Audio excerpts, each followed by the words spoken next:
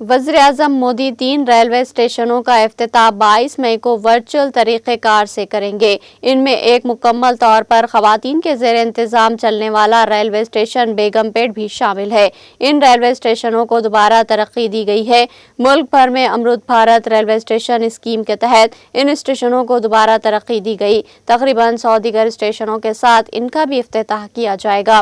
Railway हुकाम ने बताया कि कल के इफ्तिताह के सिलसिले में तमाम इंतज़ामात मुकम्मल कर लिए गए हैं, जिनमें अवामी नुमाइंदे और मुकामी अफराद शिरकत करेंगे।